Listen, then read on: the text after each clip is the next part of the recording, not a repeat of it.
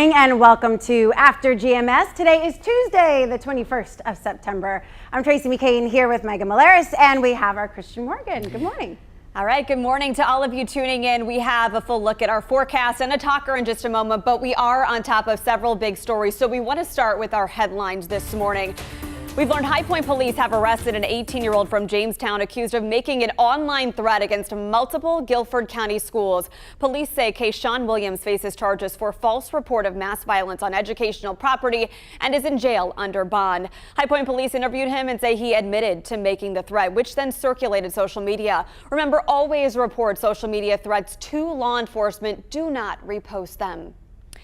Greensboro police are investigating a 14-year-old boy's death as a homicide. WFMY News 2's Denise McMiller has what we know so far. Well, right here at the intersection of Florida Street and Randolph Avenue is where Greensboro police say they found a boy with a gunshot wound.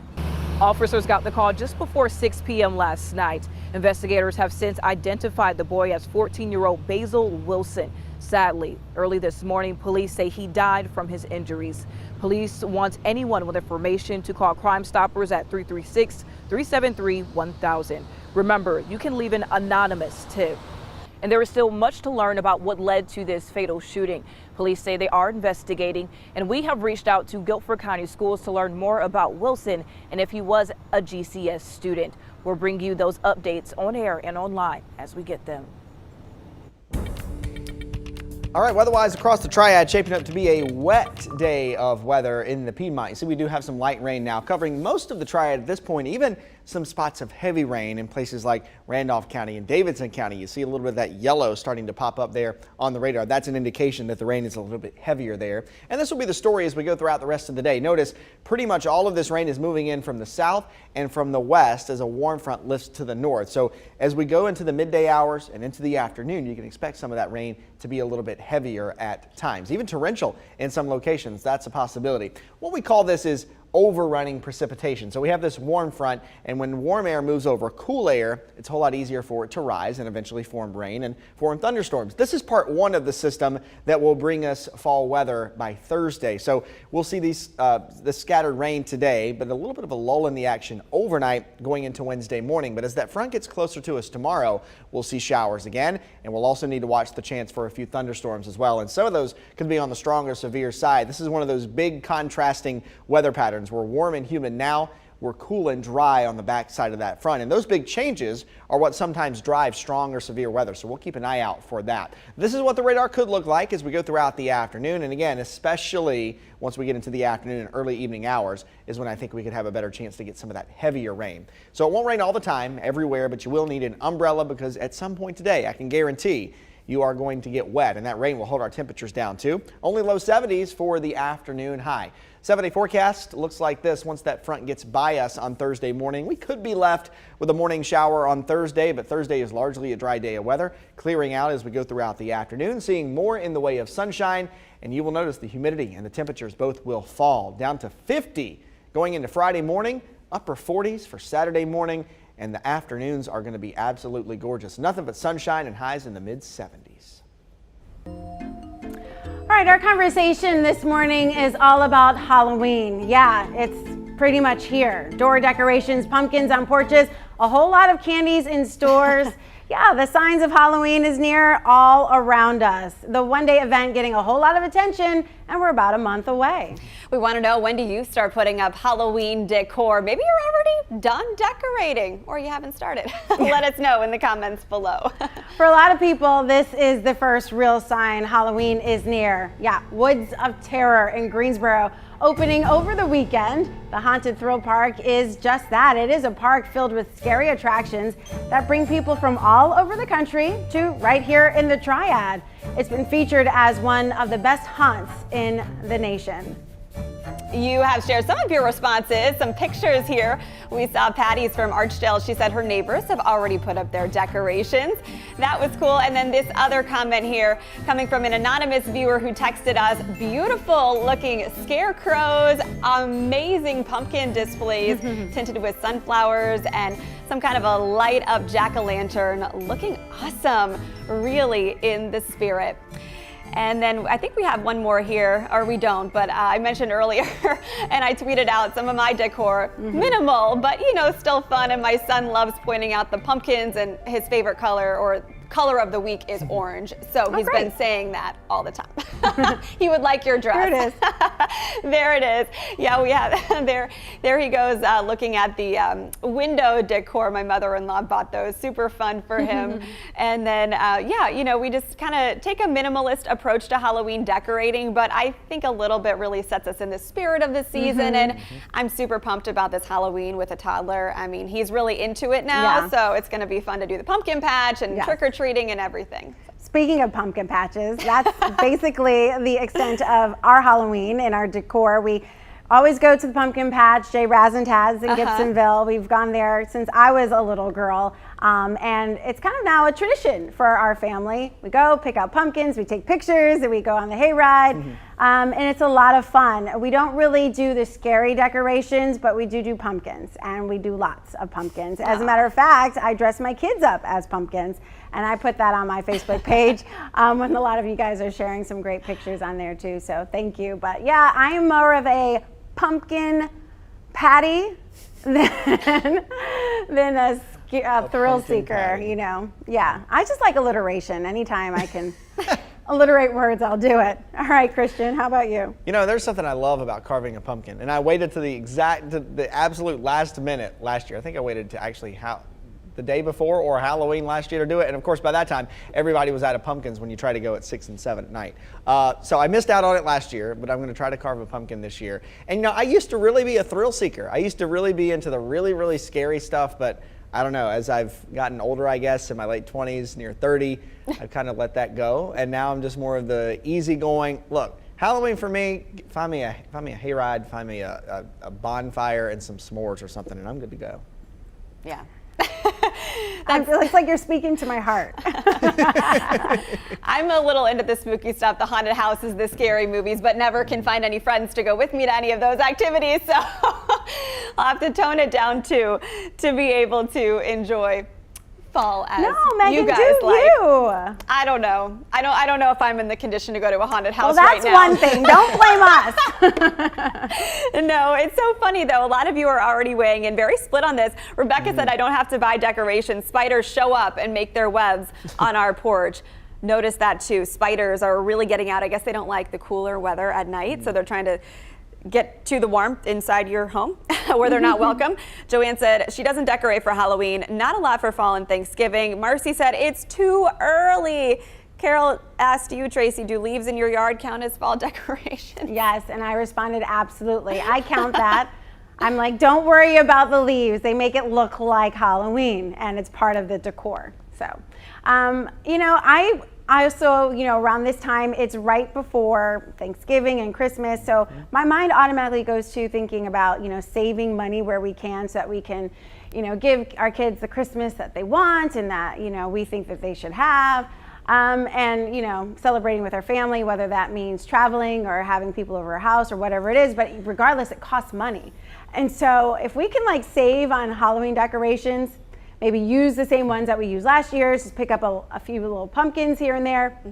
That's what we'll do. We, recycle Halloween costumes. Josiah was a pumpkin, Simone was a pumpkin. Guess what Julian will be this year? A pumpkin. A pretty cute pumpkin. Exactly. All in that size 2 little jumpsuit that we have. So yeah, we just kind of save. It's a great holiday, but it just comes at a time where it's like funds are critical. Yeah. Well, I'm with you, and that's why I try to buy decor for certain holidays right after the holiday happens, because that's when the stores discount all of them, and then you just buy them for a reduced price and save them for next year. And so we have big bins in our attic, for each of the holidays, and so it's easy for us and saving money in the process. Jessica said she keeps her indoor Halloween decor up all year long. She really likes ghosts. This is our director, Jess, who thinks it's fun to go on actual ghost tours of real haunted places in the U.S. So I'm not surprised she has her decor up all year round. Right. Yeah, she likes a good scare, a good shock to the system. I am not that way. I'm just not built like that. I will cower and hide and call for help. I am not afraid to call 911. My mom has a collection of of every holiday, Easter, Halloween, Christmas, all of that. She has a collection over so many years. Loves to decorate. So all the fall collection, which includes some Halloween stuff, is up now. And on November 1st, that will come down and the Christmas will start to go up. So she goes all out. And it takes her about that long, too, because the Christmas decorations take her about 2 or 3 weeks to really get up. There's 7 trees in the house and everything else in between there. Yeah. So Jessica Richards said that she would go with you because nobody ever goes with her either. But to be fair, you've never asked. But I know the answer. But you've never asked. I don't have to. I know you don't like scary stuff. Yeah, but you have to at least ask before you I'll can invite assume. you to the next haunted house and see what the answer is. I mean, I might be able to go. I might not go inside, but I'm like, hey, on the there's bench a parking outside. lot. Yeah. Well, that looks cool. Stay out here. Where's the apple cider? I like those costumes. Yeah. That is so funny. I'm like, that's a great costume. Yeah. This apple cider is delicious.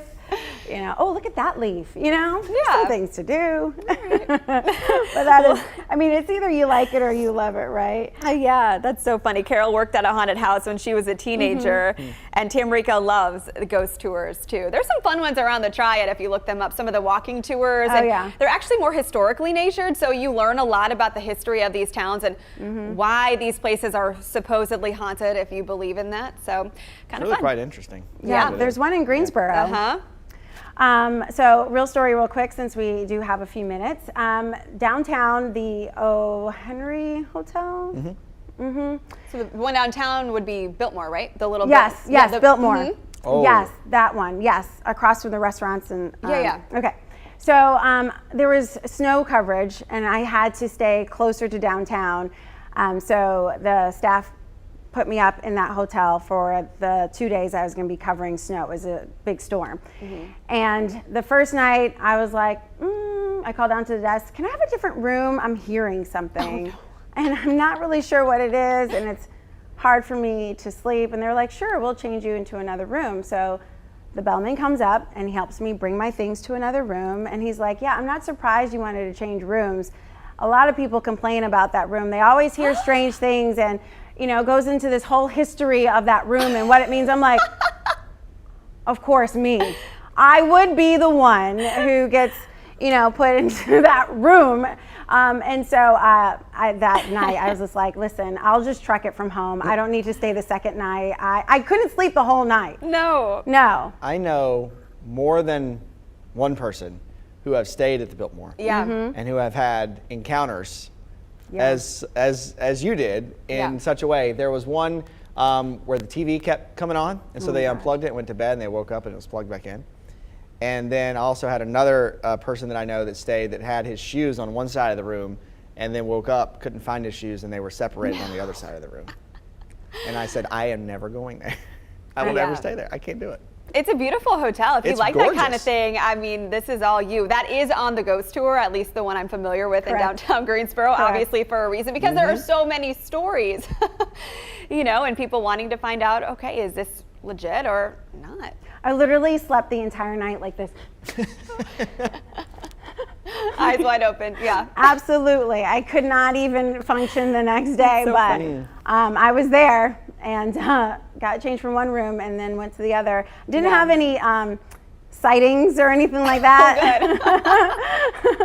I would have known because my eyes were wide open the entire night, but it did just kind of like put me in a really weird place. And now I just hearing your stories, Christian, just solidify that. Like my hair is standing like on my arms. The shoe thing is what got me. Like you wake up and they're all like, whoa.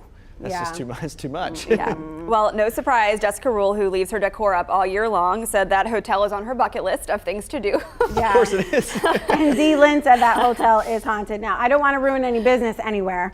Some people will go there, I think right? it's good for business. Yeah, exactly. And I do enjoy, they do usually have Santa there.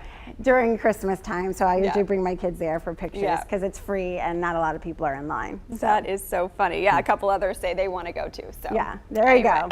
Business is booming at the Biltmore.